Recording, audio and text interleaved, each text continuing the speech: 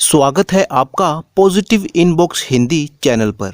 इस चैनल पर आपको नई नई और दिलचस्प कहानियाँ मिलती हैं। अगर आप पहली बार इस चैनल पर आए हैं तो चैनल को सब्सक्राइब कर लीजिए और वीडियो अच्छी लगे तो कमेंट और लाइक करना बिल्कुल मत भूलिएगा।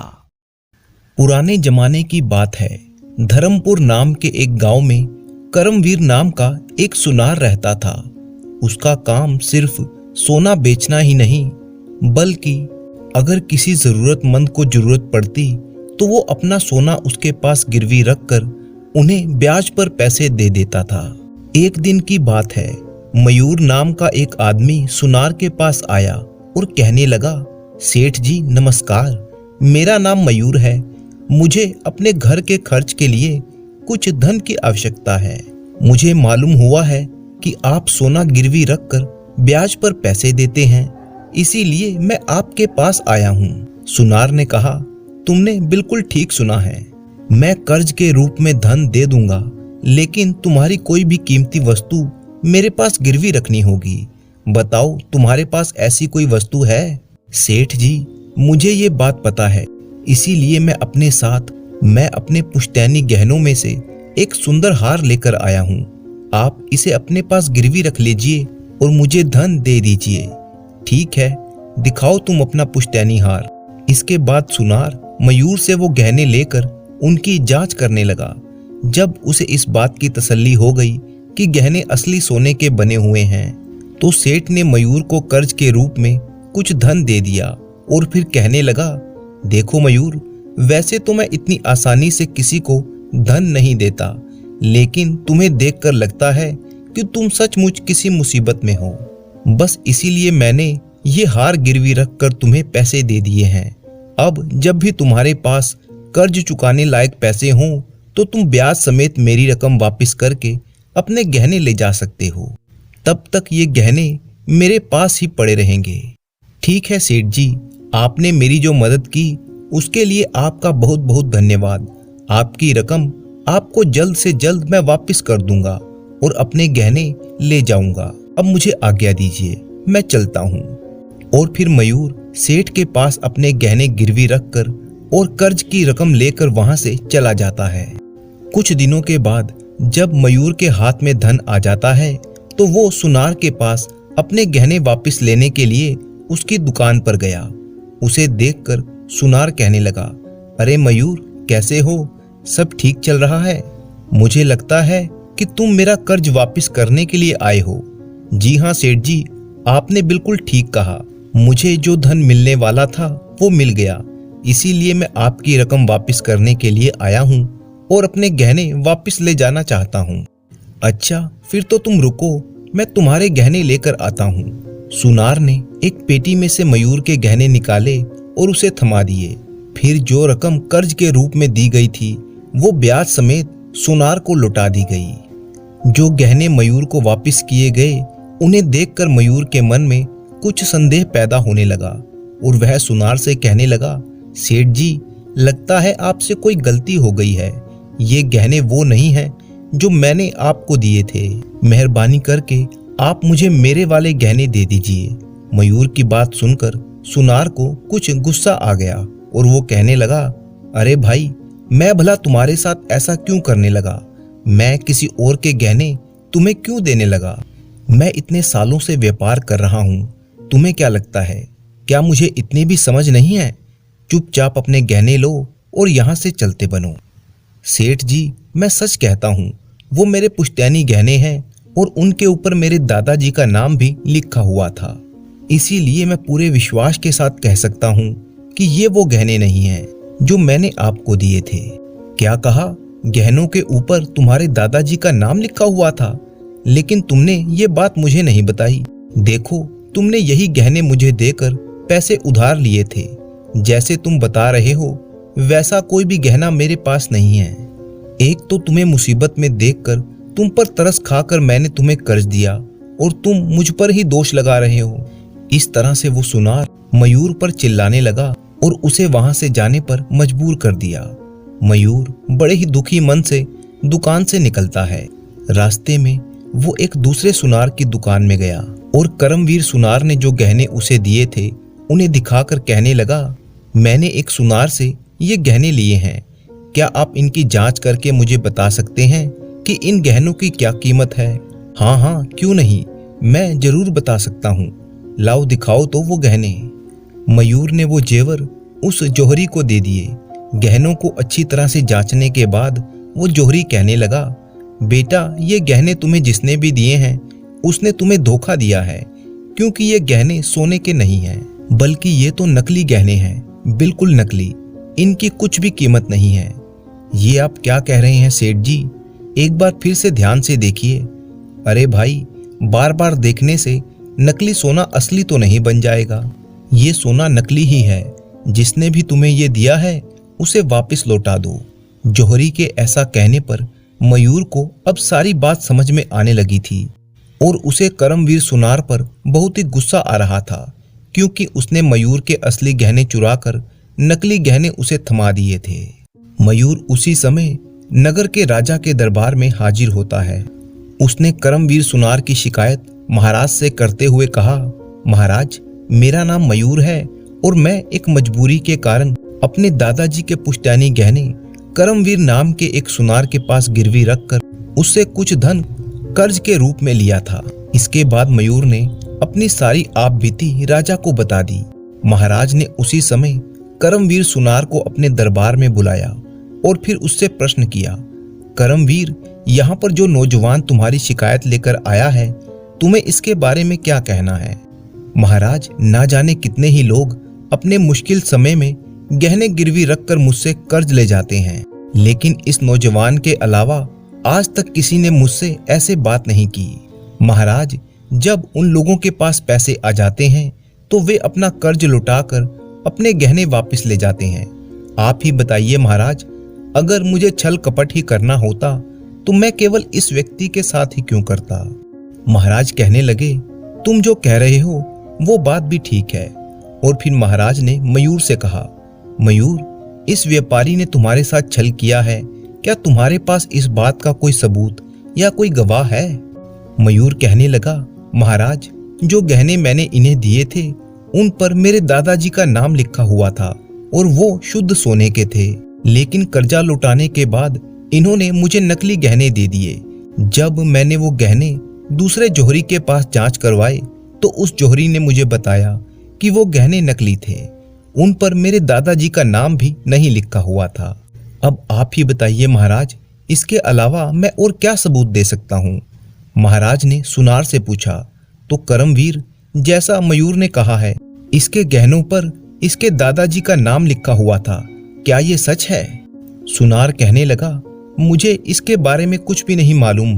गहने देते समय इसने ऐसी कोई बात भी नहीं की थी और ना ही मैंने इस बात पर ध्यान दिया था।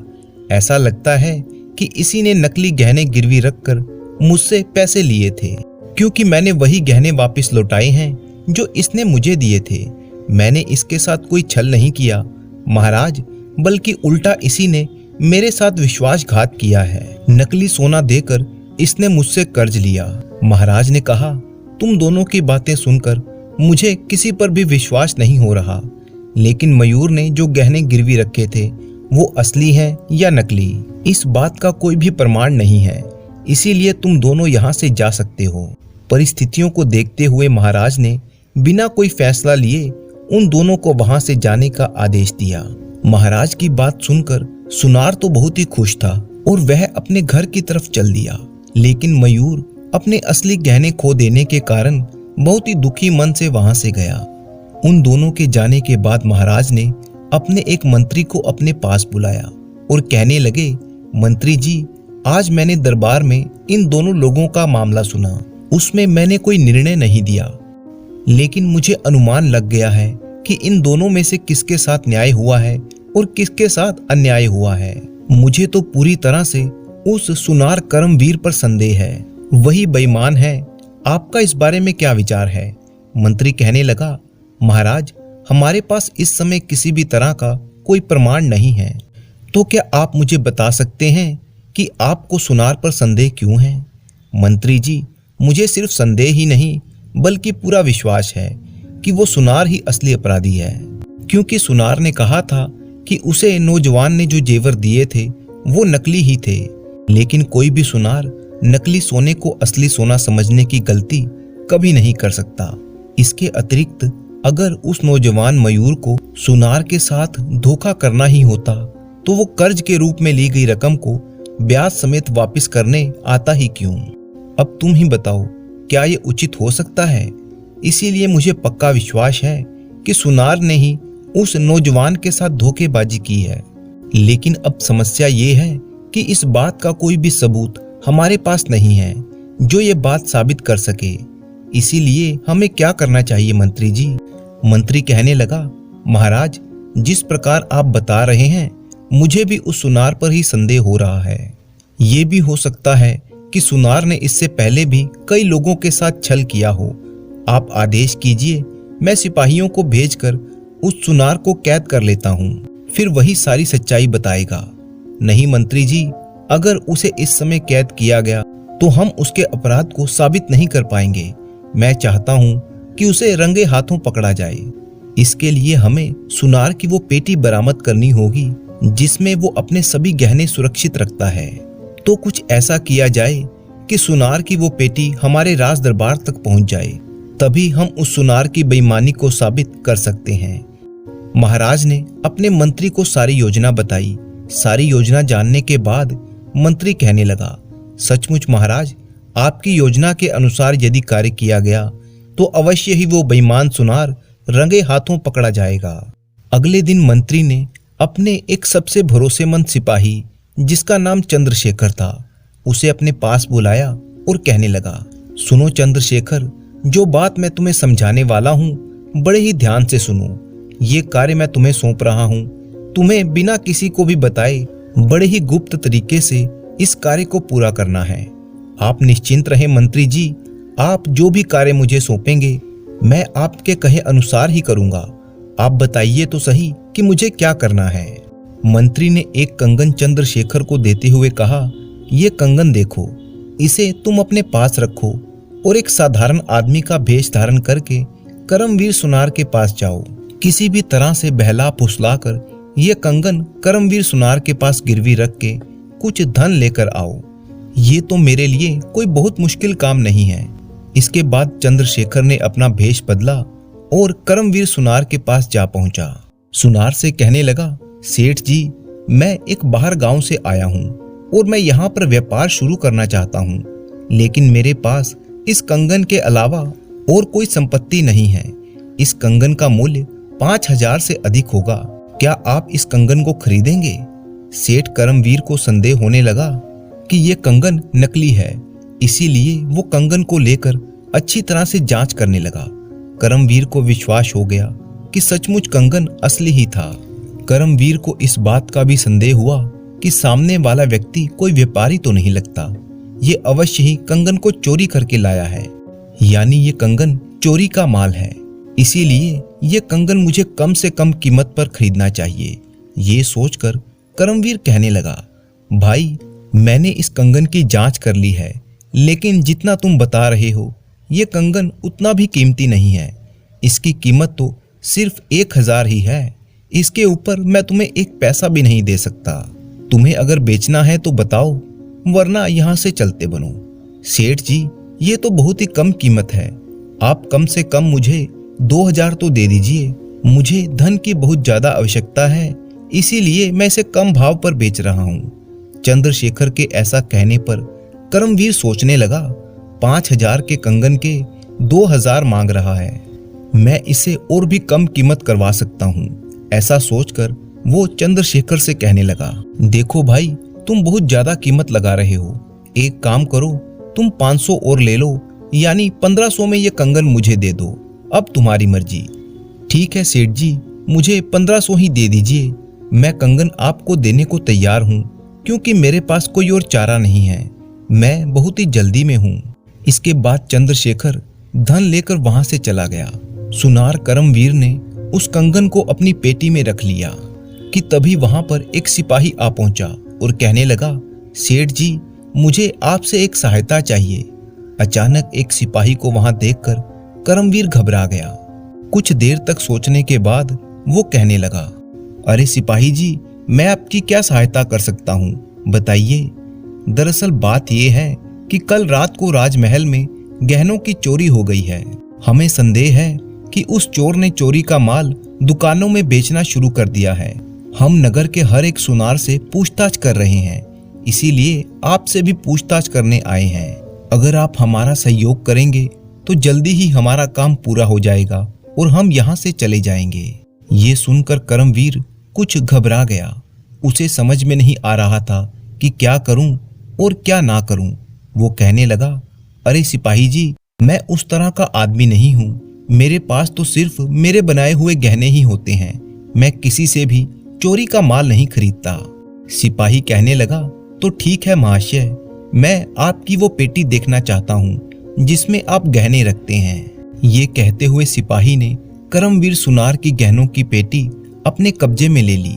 गहनों की पेटी खोलने पर कंगन उसी में मौजूद था। कंगन उठाकर सिपाही कहने लगा, अरे ये तो वही कंगन है जो राजमहल से चोरी हुआ है। लेकिन तुमने तो कहा था कि तुम चोरी का माल नहीं खरीदते, तो फिर राजमहल का ये कंगन तुम्हारे पास कहां से आया? सिपाही की बात सुनकर सुनार समझ गया कि वो अब फंस चुका है, लेकिन अब किया भी क्या जा सकता था। वो सिर झुकाकर खड़ा हो गया। सिपाही उसे गरजते हुए कहने लगा, चलो ये पेटी उठाकर मेरे साथ राजमहल चलो, अब महाराज ही तुम्हारा फैसला करेंगे। सिपाही सुनार और उस पेटी को लेकर राजा के दरबार में जा पहुंचा।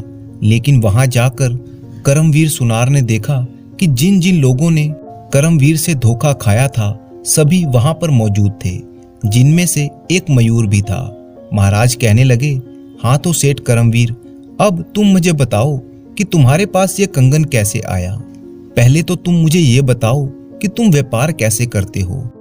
अपनी पोल खुलती हुई देखकर करमवीर घबरा गया। इसके बाद महाराज ने आदेश दिया कि पेटी में रखे हुए गहनों को बाहर निकाला जाए। जैसे ही गहनों को बाहर निकाला गया तो सबसे पहले मयूर ने अपने दादाजी के पुश्तैनी गहनों को पहचान लिया और कहने लगा, यही है मेरे असली गहने। जांच करने पर पता चला कि सचमुच उन गहनों पर मयूर के दादाजी का नाम लिखा हुआ था। इसके अतिरिक्त वहां पर मौजूद अन्य लोग जिन्हें सुनार ने धोखा दिया था, वह भी आगे बढ़कर उन गहनों में से अपने अपने गहनों की पहचान करने लगे। अब सुनार करमवीर की पोल पूरी तरह से खुल चुकी थी। वह घबराकर महाराज से कहने लगा, महाराज मुझे क्षमा कर दीजिए। असल बात यह है कि मेरे पास जो कोई भी कर्ज लेने के लिए आता था और अपने गहने गिरवी रख देता था, कर्ज लौटाने पर मैं उन्हें हूबहू वैसे ही नकली गहने बनाकर वापस कर देता था। इस तरह से मैंने इन सभी लोगों को धोखा दिया। जब लोगों को अपने साथ हुए इस छल का पता लगता तो वो मेरे पास आते थे। मैं उल्टा उन्हीं पर दोष लगाकर उन्हें वापस लौटा देता था। ये कंगन चोरी का कंगन है, ऐसा मुझे अनुमान हो गया था, लेकिन फिर भी मैंने बहुत ही कम कीमत पर इसे खरीदा। इस तरह से करमवीर ने अपनी सारी बात महाराज को बता दी। इसके बाद महाराज कहने लगे, ध्यान से सुनो करमवीर, मुझे पहले से ही तुम पर संदेह हो चुका था, इसीलिए मैंने तुम्हें रंगे हाथों पकड़ने के लिए अपने एक भरोसेमंद आदमी को तुम्हारे पास वो कंगन लेकर भेजा था। उस कंगन को देखकर तुम्हारे मन में लालच आ गया और तुम फंस गए। महाराज मुझसे बड़ी ही भूल हो गई, मुझे क्षमा कर दीजिए। नहीं करमवीर, तुमने जो अपराध किया है वो कोई साधारण अपराध नहीं है जिसके लिए तुम्हें क्षमा कर दूं, इसीलिए तुम्हें दंड तो देना ही होगा। और इसके बाद मयूर और बाकी लोगों को उनके असली गहने लौटा दिए गए और सुनार को कारागार में डाल दिया गया। मयूर और बाकी सभी लोग अपने असली गहने पाकर बहुत ही खुश थे। वे महाराज की जय जयकार करने लगे और राज दरबार से चले गए। पूरी प्रजा में जब ये बात पता चली तो सभी लोग अपने महाराज की चतुराई की प्रशंसा करने लगे। तो दोस्तों, आपको आज की कहानी कैसी लगी ये कमेंट करके जरूर बताइएगा। इसी तरह की मजेदार कहानियां देखने के लिए चैनल को सब्सक्राइब कर लीजिए। वीडियो को लाइक करना बिल्कुल मत भूलिएगा। तो अपने दोस्त राणा मंजीत सिंह को अनुमति दीजिए। मिलते हैं आपसे अगली कहानी में। बात बहुत ही पुरानी है। सामंत प्रदेश में एक ब्राह्मण अपने परिवार के साथ रहा करता था। ब्राह्मण और उसकी पत्नी अपने मंझले बेटे को छोड़कर बाकी सभी को बहुत ही प्यार करते थे। मंझला पुत्र उनकी नजरों में नासमझ और बेवकूफ था। उसके रहने या ना रहने से ब्राह्मण दंपत्ति को कोई फर्क नहीं पड़ता था। माता पिता और अपने भाइयों की उपेक्षा के कारण वो अक्सर उदास रहता था। एक दिन उसने फैसला किया कि वो अपने घर को छोड़कर चला जाएगा और उसने ऐसा ही किया। एक सुबह वो उठा, घर से निकला और फिर कभी लौटकर नहीं आया। भटकते भटकते वो एक गांव के पास से गुजरा जिसके बाहर एक संत ने कुटिया बना रखी थी। ब्राह्मण पुत्र ने जब संत के दर्शन किए तो वह उनसे बहुत ही प्रभावित हुआ और उन्हें अपना गुरु बनाने की इच्छा प्रकट की। संत ने उसकी इच्छा का आदर करते हुए उसे अपना शिष्य स्वीकार कर लिया। ब्राह्मण पुत्र बहुत ही प्रसन्न हुआ और पूरी निष्ठा से अपने गुरु के साथ साधना करने लगा। जल्दी ही वह अपने गुरु से शिक्षा अर्जित करने लगा। धीरे धीरे गुरु के साथ रहकर शिष्य ने भी तपोबल की प्राप्ति कर ली। एक दिन की बात है, गुरु को तीर्थ यात्रा पर जाने की इच्छा हुई। गुरु ने अपनी इच्छा अपने शिष्य के सामने रखी। उस समय संत की पत्नी गर्भवती थी। उस पर विशेष ध्यान की आवश्यकता थी। शिष्य ने सारी जिम्मेदारी अपने कंधों पर ले ली। इसके बाद संत तीर्थ यात्रा पर चले गए। समय आने पर गुरु की पत्नी को प्रसव पीड़ा प्रारंभ हुई। शिष्य कुटिया के बाहर बैठ गया। उसने देखा कि एक व्यक्ति उसकी कुटिया की ओर बढ़ा चला आ रहा है। शिष्य ने उसे दरवाजे पर ही रोक लिया। उस आदमी ने कहा, मुझे रोको मत, तुम्हारी गुरु पत्नी की प्रसव वेदना बढ़ रही है। शिष्य ने पूछा, पर तुम कौन हो? देखो, अब बालक का जन्म होने ही जा रहा है, मुझे अंदर जाने दो, किंतु पहले अपना परिचय दो। मैं भाग्य देवता हूँ, मुझे शीघ्र ही अंदर जाना चाहिए। लेकिन क्यों? क्योंकि मुझे जन्म लेने वाले बालक का भाग्य लिखना है। तो तुम मुझे बताकर जाओ कि क्या लिखने वाले हो उसके भाग्य में। मैं भाग्य नहीं बता सकता, क्योंकि जब तक भाग्य लिखा नहीं जाता मुझे उसके बारे में नहीं पता। ठीक है, तुम अंदर जा सकते हो, लेकिन एक शर्त पर। क्या शर्त है? जल्दी बोलो। उस नवजात का भाग्य तुम मुझे बताकर ही जाओगे। भाग्य देवता ने आश्वासन दिया और लौटकर बताया कि उसकी गुरु की पत्नी ने बालक को जन्म दिया है और इस बालक का जीवन बड़ा ही कठिन है। एक गधा और एक बोरी चावल ही उसके भाग्य में लिखा है जीवन यापन करने के लिए। फिर भाग्य देवता ने कहा, तुम ये बात किसी को मत बताना, वरना ये बात बताते ही तुम्हारे सिर के टुकड़े टुकड़े हो जाएंगे। ये कहकर भाग्य देवता वहां से चले गए। सब कुछ पहले जैसा ही चलता रहा। शिष्य की साधना बढ़ती गई। पुनः गुरुजी को तीर्थ यात्रा पर जाने की इच्छा हुई। इस बार भी उनकी पत्नी गर्भवती थी। बच्चे के जन्म का समय आया। फिर से भाग्य देवता प्रकट हुए। लौटते हुए उन्होंने शिष्य को बताया कि इस बार कन्या ने जन्म लिया है और इस कन्या के भाग्य में वैश्यावृत्ति लिखी है। शरीर बेचकर ही उसके जीवन का यापन होगा। भाग्य देवता ने पुनः उसे चेतावनी दी कि यदि ये बात उसने किसी को कही तो उसके सिर के टुकड़े टुकड़े हो जाएंगे। शिष्य ने सोचा, कितने महान संत की संतान है, किंतु भाग्य ऐसा। फिर उसने ये सोचकर मन को संतुष्टि दी कि ये सब पूर्व जन्मों का कर्म फल है जो भोगना ही पड़ता है। समय अपनी गति से गुजरता गया। ब्राह्मण पुत्र की शिक्षा पूरी हुई और वह भी भ्रमण करने के लिए निकला। वर्ष पर वर्ष बीतते गए। इसी बीच गुरु और उसकी पत्नी दोनों का स्वर्गवास हो गया। भ्रमण करते करते एक दिन वह ब्राह्मण पुत्र एक नगर में पहुंचा। उसने देखा एक युवक गधे पर बोझा ढोकर मजदूरी कर रहा था। शक्ल जानी पहचानी सी लगी। वह उस युवक के पास गया और अपने गुरु का नाम लेकर पूछा कि वह उनका ही पुत्र है। युवक संकोच में पड़ गया। तब ब्राह्मण पुत्र ने अपना परिचय दिया और युवक उन्हें अपने घर ले गया। युवक ने ब्राह्मण पुत्र को अपनी कठिनाइयों के बारे में बताया। ब्राह्मण पुत्र, जो कि अब एक साधु बन चुका था, उसने कहा, क्योंकि तुम मेरे गुरु के पुत्र हो, मैं तुम्हारी सहायता जरूर करूंगा, पर जैसा मैं कहूं वैसा ही करना। युवक ने हामी भर दी। इतने में युवक की पत्नी ने ब्राह्मण के समक्ष जल प्रस्तुत किया। ब्राह्मण ने कहा, कल प्रातःकाल होते ही तुम अपना गधा बेच आओ और एक बोरी चावल और कुछ अन्य खाने का सामान खरीद लाओ।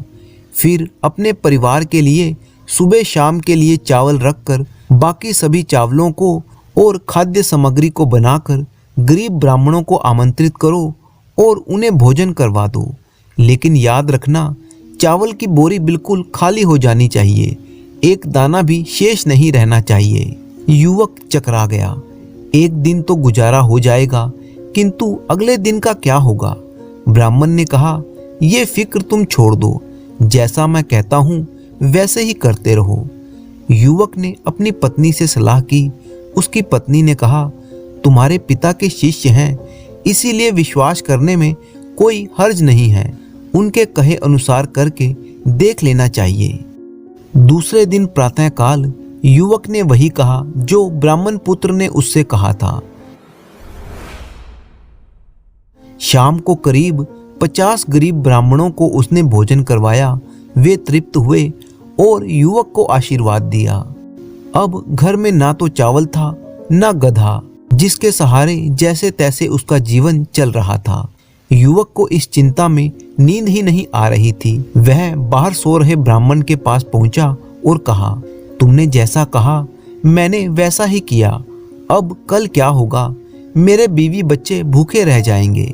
ब्राह्मण ने कहा, ईश्वर पर भरोसा रखो और जाकर सो जाओ। लेकिन उसे नींद कहाँ थी। भोर होने से पहले ही वो उठ गया, सीधे गधा बांधने के स्थान की ओर चला। फिर रास्ते में ही रुक गया, ये सोचकर कि गधा तो उसने कल ही बेच दिया था, अब वहां कौन होगा।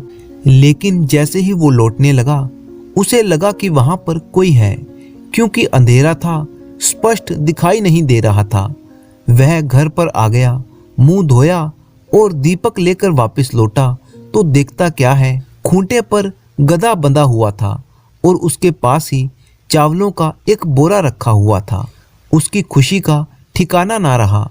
उसने तुरंत ब्राह्मण को जाकर बताया। ब्राह्मण खुश हुआ कि उसकी तरकीब काम आ गई। उसने युवक से कहा कि आज भी वैसा ही करो जैसा तुमने कल किया था। युवक पशोपेश में पड़ गया। ब्राह्मण ने कहा, मेरा कहाँ मानने में कोई आपत्ति है। युवक ने फिर से वैसा ही किया। अब वह रोज गधा बेच देता और गरीब ब्राह्मणों को भरपेट भोजन करवाकर चावल की बोरी खाली कर देता। ब्राह्मण ने देखा और सोचा, वह जो चाहता था वैसा ही हो रहा है। गरीब ब्राह्मणों को भोजन करवाकर युवक अपने पूर्व कर्मों का फल न केवल काट रहा था, बल्कि अगले जन्म के लिए भी पुण्य अर्जित कर रहा था। अब उसका जीवन काफी हद तक स्थिर हो चुका था, अतः अब मुझे चलना चाहिए। उसने युवक से अपने प्रस्थान के बारे में कहा और उसकी बहन के बारे में पूछा। युवक पहले तो सकुचाया, फिर उस नगर का नाम बताकर पता दे दिया जहां वेश्यावृत्ति करके उसकी बहन अपना जीवन यापन करती थी। उसने युवक से कहा, अब शायद तुम्हारी बहन का जीवन भी सुधर जाएगा। ब्राह्मण ने आगे कहा, ठीक है, मैं चलता हूँ, लेकिन देखो जैसे मैंने कहा है, जीवन भर ऐसा ही करते रहना तो तुम्हें जीवन में कोई कठिनाई नहीं होगी। युवक और उसकी पत्नी ने श्रद्धा पूर्वक ब्राह्मण को प्रणाम किया। ब्राह्मण अब उस नगर की ओर चल पड़ा जहां उसकी गुरु पुत्री अभिषिप्त जीवन जीने को विवश थी। वह गुरु पुत्री से मिला और उसे अपना परिचय दिया। उसने लज्जापूर्वक ब्राह्मण को अपनी कहानी द्वारा बताया कि कैसे विवश होकर उसे वैश्यावृत्ति करना पड़ी। ब्राह्मण ने कहा, मैं तुम्हारी सहायता करने के लिए आया हूँ। मैं जैसा कहूँ यदि तुम वैसा ही करोगी तो तुम्हें ये सब नहीं करना पड़ेगा। तुम्हें पति और प्रेमी के रूप में एक बहुत ही अच्छे इंसान की प्राप्ति होगी। गुरु पुत्री ने ये स्वीकार कर लिया। रात को जब लोगों ने उसका द्वार खटखटाया तो युवती ने कहा, जो व्यक्ति स्वाति की बूंदों से बने मोती लेकर आएगा, दरवाजा उसी के लिए खुलेगा। ये सुनकर लोग हैरान रह गए। उन्होंने कहा, या तो इसका दिमाग फिर गया है या ये पागल हो गई है। कौन लाएगा मोती, भूखों मरेगी भूखों। ये कहकर सब लोग लौट गए। आहिस्ता आहिस्ता रात अंतिम प्रहर की ओर चल पड़ी। गुरुपुत्री भी निराश सी हो गई थी कि रात्रि को अंतिम पहर में द्वार की सांकल बज उठी। युवती ने अपनी कीमत बताई। बाहर से उत्तर आया, द्वार खोलो, मैं मोती लेकर आया हूँ। गुरुपुत्री खुश हो गई और उसने द्वार खोल दिया। इसके बाद अब अन्य कोई भी नहीं आता उसके द्वार पर। रात के अंतिम प्रहर वही सुदर्शन युवक मोती लेकर आता। धीरे धीरे उस युवक और युवती में प्रेम हो गया और दोनों ने प्रेम विवाह कर लिया। एक रात ब्राह्मण ने गुरुपुत्री से कहा, अब मैं चलता हूँ, मेरा काम पूरा हो गया है। तुम्हारा जीवन भी अब सुधर गया है। पति और प्रेमी के रूप में तुम्हें एक बहुत ही अच्छा आदमी मिला है। लेकिन याद रखना, जैसा मैंने कहा वैसे ही करती रहोगी तो फिर जीवन में बुरे दिन देखने को नहीं मिलेंगे। युवती ने बड़े ही कृतज्ञ भाव से ब्राह्मण को प्रणाम किया और उसका आशीर्वाद लिया। युवती से विदा लेकर ब्राह्मण वहां से चल पड़ा। नगर के बाहर आकर ब्राह्मण ने देखा कि एक व्यक्ति हाथ में गधे की डोर थामे और दूसरे हाथ में डोलची लिए तथा सिर पर चावलों की बोरी लिए हुए बड़ी ही जल्दी जल्दी चला जा रहा था। ब्राह्मण ने उसे रोका और पूछा, भाई तुम कौन हो और ये सब लिए किधर जा रहे हो? उस आदमी ने ब्राह्मण को पहचान लिया और कहा, देखो मैं भाग्य देवता हूँ, तुमने मेरी क्या हालत बना दी है। पहले चावलों की बोरी और ये गधा लेकर मैं तुम्हारे गुरुपुत्र के यहाँ पर रोज रात को पहुँचता हूँ और फिर नहा धोकर ये मोती की डोलची लेकर रात के अंतिम प्रहर तक गुरुपुत्री के यहाँ पर पहुँचता हूँ। तो क्या इसमें मेरा दोष है? भाग्य तो आपने ही लिखा था उन दोनों का, किंतु तुमने अपनी चतुराई से उस भाग्य को मात दे दी। अब कृपया मुझे बख्श दो। देखो चावलों की बोरी ढोते ढोते मेरा बुरा हाल हो गया है, तो मैं क्या करूं? सब कुछ तुम्हारे हाथ में है। पूर्व जन्म के कर्म बंधन अब तक तो कट गए होंगे। दोनों को सुखमय जीवन प्रदान कर दो तो तुम्हारे कष्ट भी दूर हो जाएंगे। भाग्य देवता ने प्रसन्नता पूर्वक उसकी बात मान ली। इसके बाद गुरुपुत्री और गुरुपुत्र का जीवन सुखमय हो गया।